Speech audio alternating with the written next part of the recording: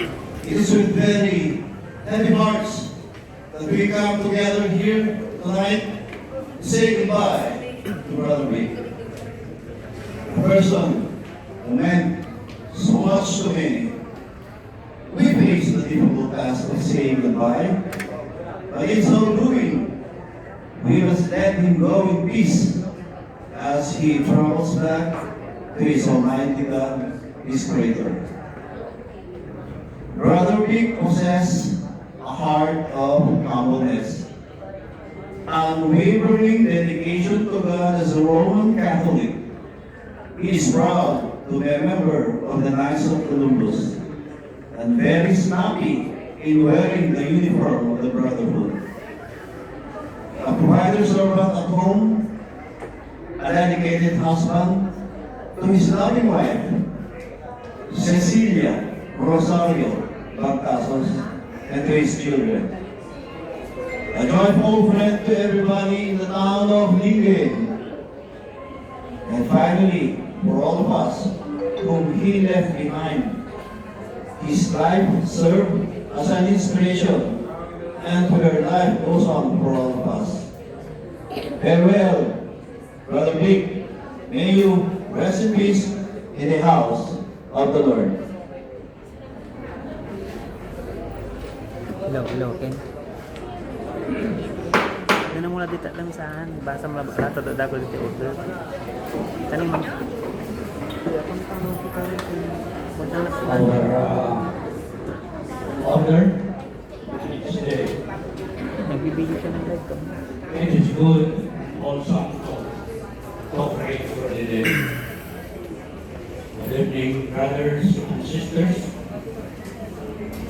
We are gathered together this evening to pay our last tribute to our brother, Sir Knight Victorino de Bactasos, Pascual. On our Lord has called home last December 1st, 2025. No more except in our midst as he did not a short time ago. His name bring back to cherished memories of days of companionship bound by ties that are not easily broken, for he was our brother. With him, we were told the various reasons and the various degree of our culture. The mysterious later, he had remained on our family to become the password that guide our actions throughout life until the time in which he chose to partake of the reward prepared for us. Because of the swiftness of death and the uncertainty of life, we are quite up to look at death with fear. We unconsciously acquire the attitude of the world by looking upon death and pray. To the world, death is not the end of all things.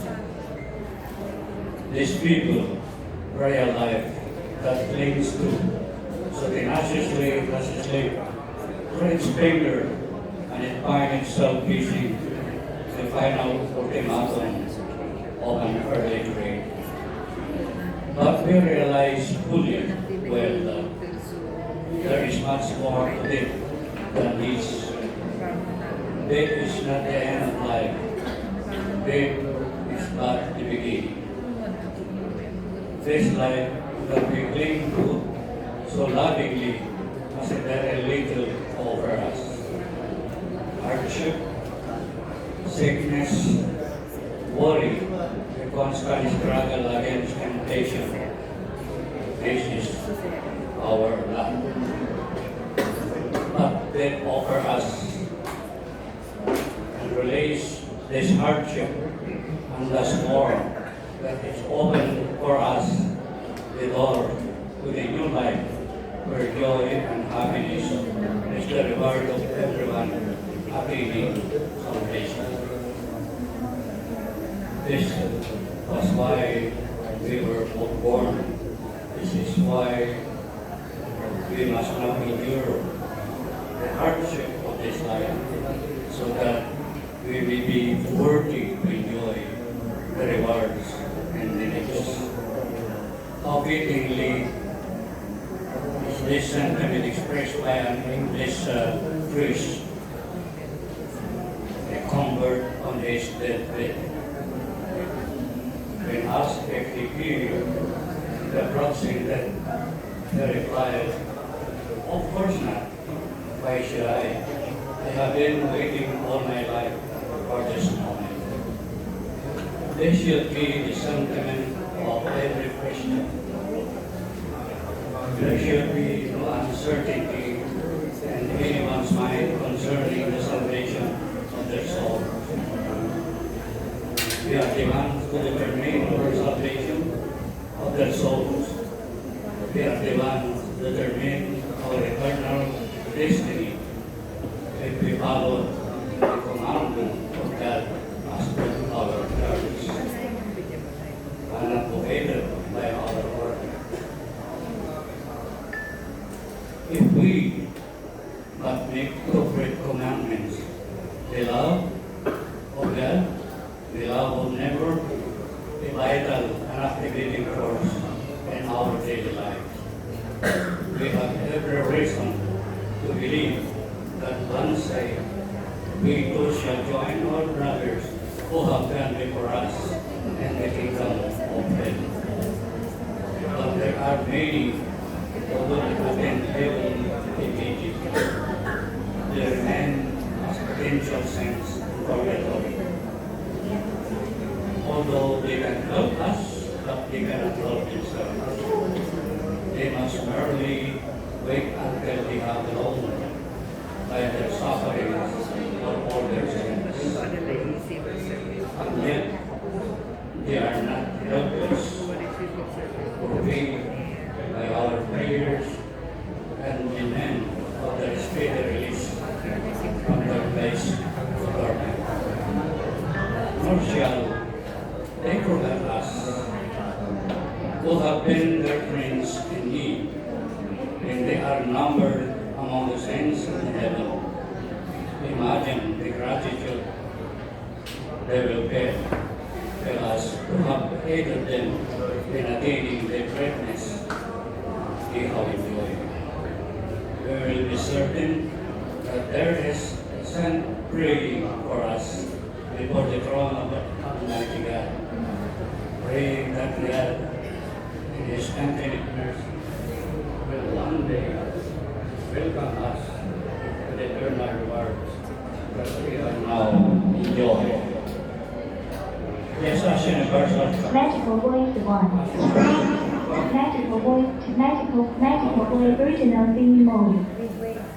So do we as an order, even as the church, the great order of our own communication of sins, whereby we deny suffering and good, and become certain that we both will suffering will receive the blessing of Almighty God from the fixation of these ministers of our order, who have already attained sanctity and the kingdom of heaven.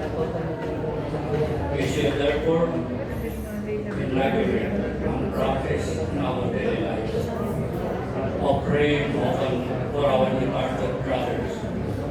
Let us not combine our prayers with the month of November or to a single omnipotent service, but rather, whenever their names are mentioned, it has pause a moment and a break.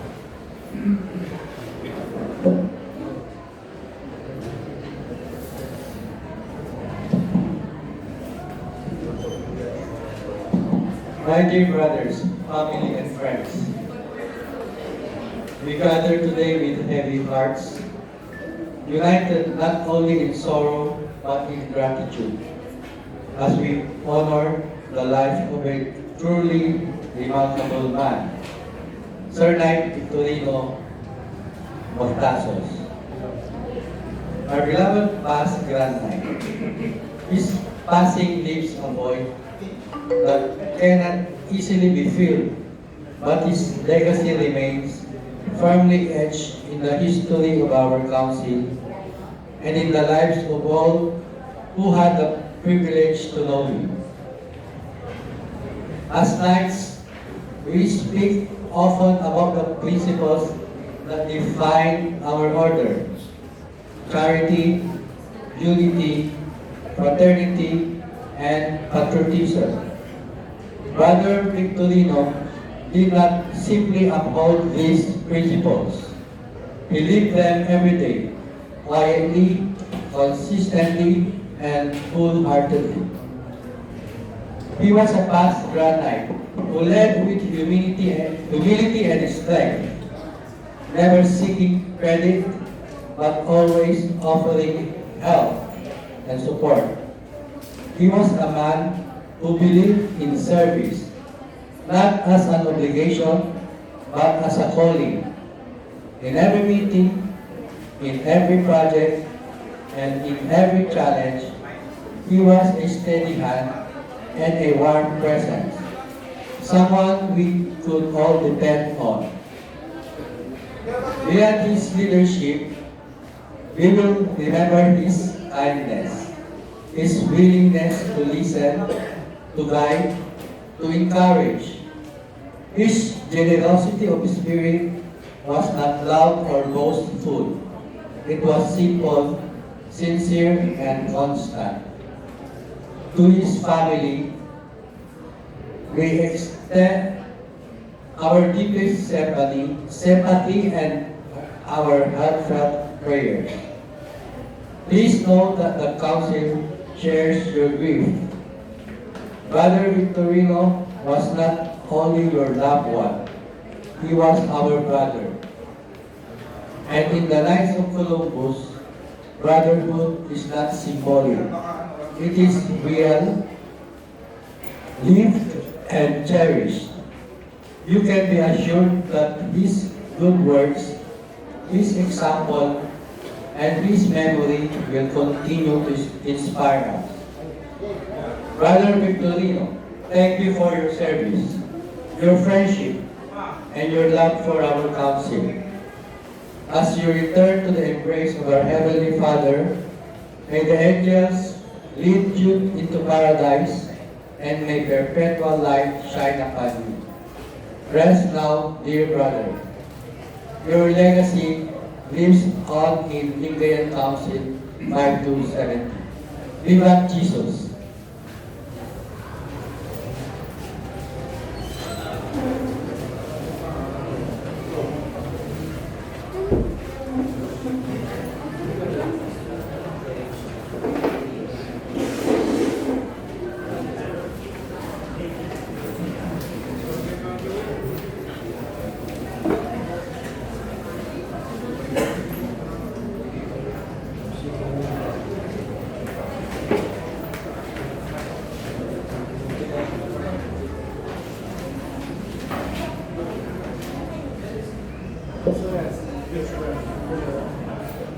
Tisit, okay. Okay, tisit.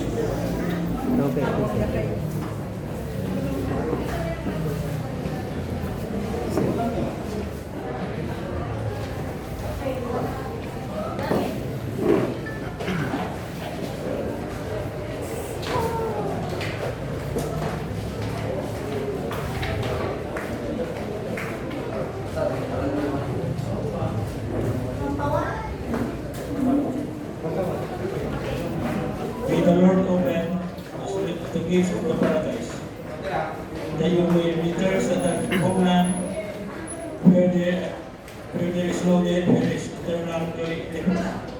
Beloved prayers for the eternal repose of Victorino D. Baptazos. Our prayers for the eternal repose and the sympathies of the Berek family, enrolled by Knight of Columbus.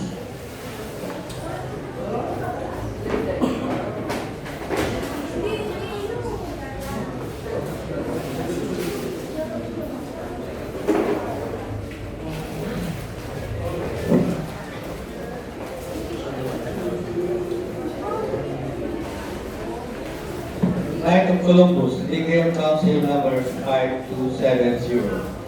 Resolution of condolence in memory of Sir Knight Victorino D. Baptazos, past Grand Knight.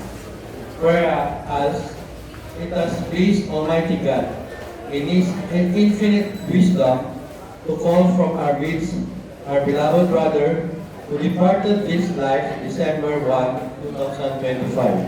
And whereas by his death, our council has sustained the loss of an exemplary Catholic and worthy knight. Therefore, be it resolved that our departed brother, be remembered daily in a special mass offered for the repose of the souls of all deceased brother knights at St. Mary's Church, the birthplace of the order in New Haven, Connecticut. Be it further resolved that while we bow in submission to the will of our Heavenly Father, we mourn the loss of our brother who has been taken from us. And we further resolve that this testimonial of condolence, duly signed and sealed, be offered to the bereaved family of our departed brother Knight as an expression of our heartfelt sympathy. Given this 5th day of December 2025 at Lingayen, Pangasinan. Signed, Sir Knight Modesto Patricio Simpson, Grand Knight, Lingayen Council, number 5270.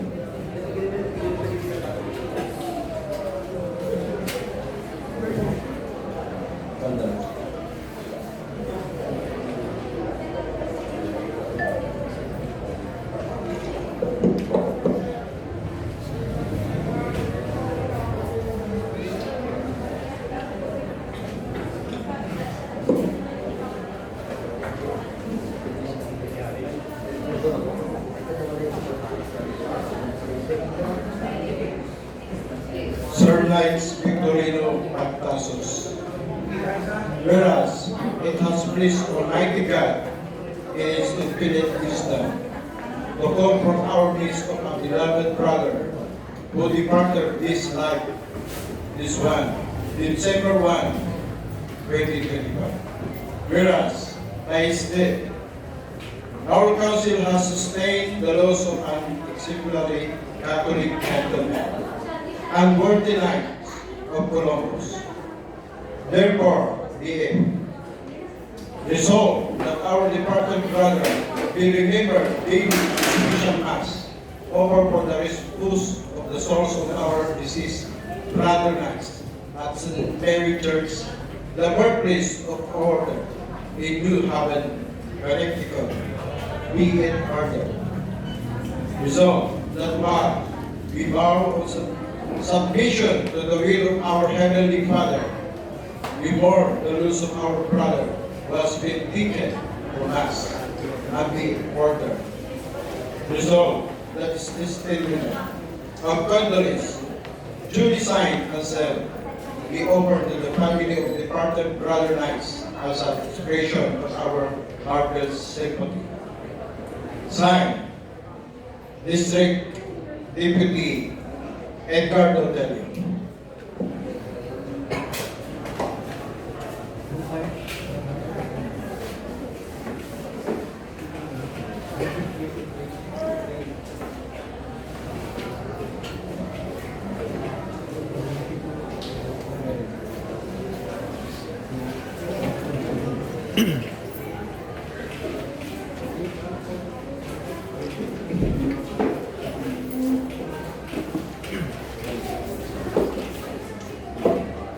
Nine Columbus, Reverend Father Isaiah Literary Center, PCN Valley 35. Resolution of condolence in memory of Sir Knight Victorino de Baltasus, past Grammy. Whereas, it has placed Almighty God in His infinite wisdom to call from our midst our beloved brother who departed from this life, December 1, 2025.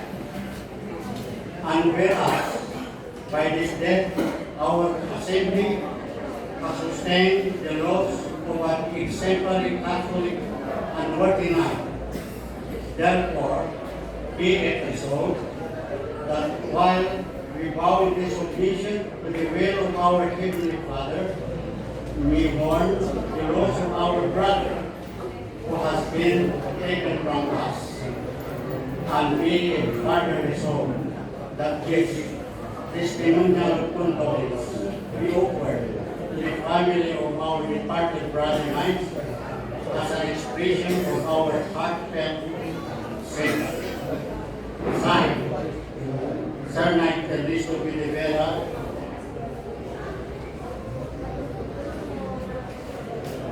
Faithful Navigator. Sir Knight Ernesto Villavera, Faithful Control.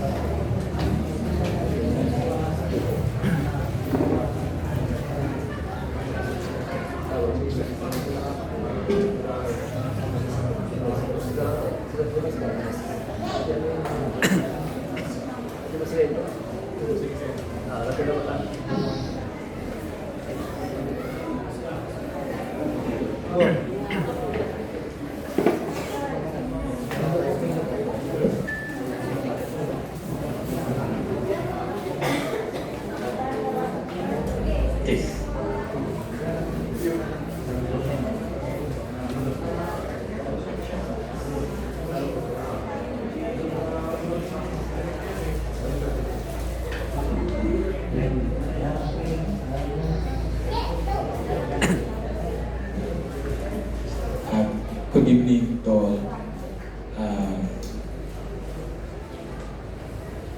My father, Victorino Bactasos, was a very supportive and loving husband and a father to us.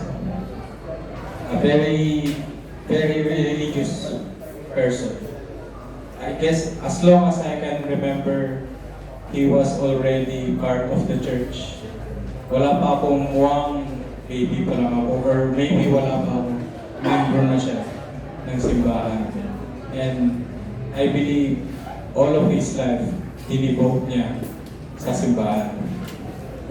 Kaya para sa akin, sa necrological service na to, he is very grateful to all of you. Kasi at least hindi siya nakalimutan na bilang isang membro ng simbahan ay nandito kayo para samahan siya at kami sa kanyang huling hantungan. And on behalf of my father and on behalf of our family, maraming salamat po sa ginawa niyo po ngayong gabi. Salamat.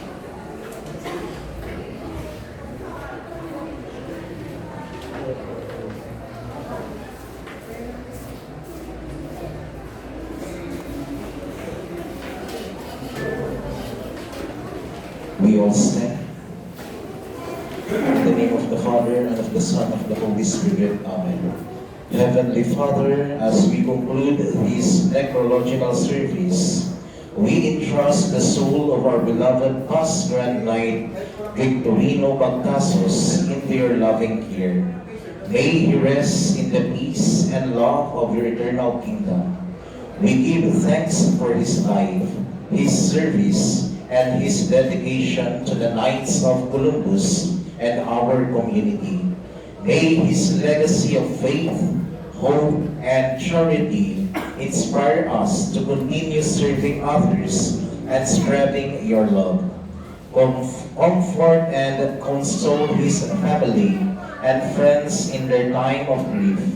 May they find solace in your promise of eternal life and the hope of being reunited with their loved one in heaven. We ask this through Christ our Lord. Amen. By the Father, the Son, the Holy Spirit. Amen. Rest in peace, dear Senior Knight Victorino Pagcasos.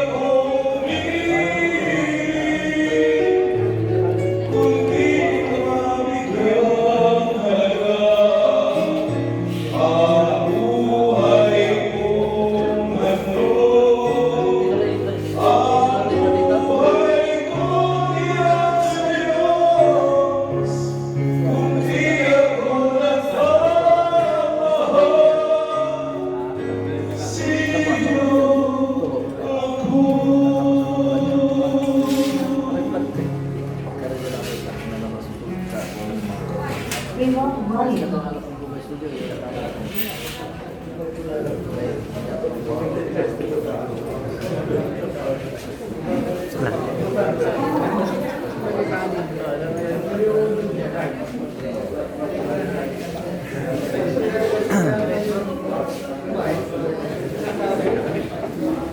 Okay, that's it for tonight. Thank you. The Knights of Columbus of Kingaid. Knights of Columbus tribute to Tito Victorino S. Bactasos.